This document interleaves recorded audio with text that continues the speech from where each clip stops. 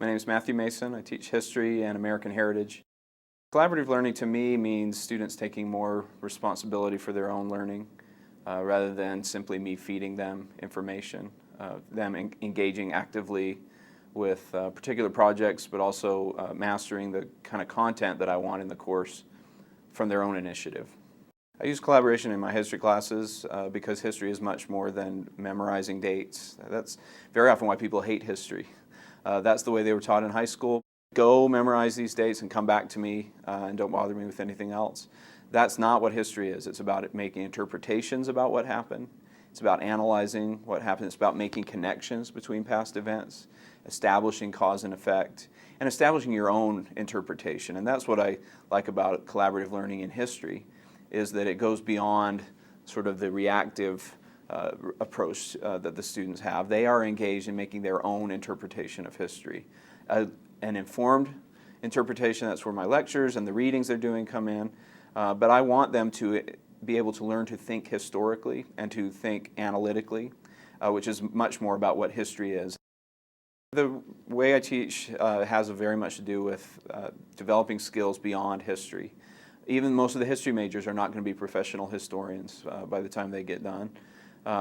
And the kind of skills I hope to develop in them by collaborative learning techniques, analytical skills, those will be of value to them no matter what they do. Taking notes on a lecture will be not much of what they do for a living. I will never have the students take over an entire class. That's certainly not what we mean by collaborative learning. It's to flesh out and maybe engage more deeply with some of the things we are engaged with in lecture or in some of the more traditional settings.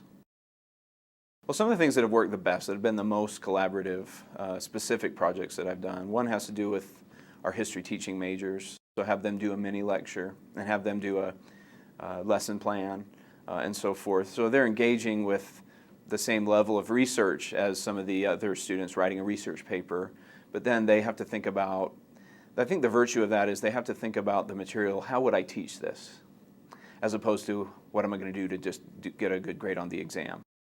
One thing I've gone to in my upper division classes is that involves what the students have learned and the students forming their own interpretation is for my final exam, I ask them to write their own final exam, comprehensive essay question, and then answer it. They feel stretched. Some of them really resist that. They want me to give them a question and so forth. I do tell them ahead of time so they know how to prepare, because I want them to prepare a good answer. And it can't just be, tell me the 5 causes of the Civil War, list them. That can't be a good question. So it's about the design of the question as well as the execution of the essay. And that sort of a thing has been one of the most popular things I've done after the fact. It's not popular at the time, but once the students have gone through that, they remember that. It's one of the things I hope out of collaborative learning is if I lecture and they've memorized it, they don't remember it 5 minutes after the final, but they will remember having done an essay like that. And most students have come back to me and told me that one of the things I like about it is it focuses on what they learned in the course as opposed to what I taught in the course, because they choose the theme of the course that most benefited them to write on. I have the students debate at various times in the various scenarios in American political history. A Republican in 1860 debating a Democrat in 1860, and it has very much to do with the local context as well as the exact campaign. So they're stumping for Stephen A. Douglas and Abraham Lincoln in New Hampshire and speaking to the issues that mattered to New Hampshireites. And they had to debate the issues of the time as they drew them out of newspapers, and they had to stay in character for the particular time and place they were debating. What I was hoping to accomplish with this, it was a whole series of assignments that led into that debate. Everyone had common readings in the course, and that was traditional, although we ran the course more like a seminar, so there was some active learning there. But then in these groups, they had some readings that I had assigned to them, collected mostly primary source readings that they had to engage with that illustrated the larger issues of the particular party system that they were dealing with. But then one of the things I hoped to accomplish by this assignment was to give them a sense of how local politics was in the 19th century. And there's no better way to do that than to get them into the newspapers of the time. So I assigned them, I found some newspapers over in the library and online that they could research in deeply. So it was about deep research on the part of the students, not only just getting a broad sense of these party systems, but engaging directly with these unparalleled primary sources for political history. The classroom is not a passive place. Sometimes it has to be lecture, but sometimes very high percentage of the time they should be actively engaged, and that will change the way they think about what a classroom really is from what they experience in, say, high school.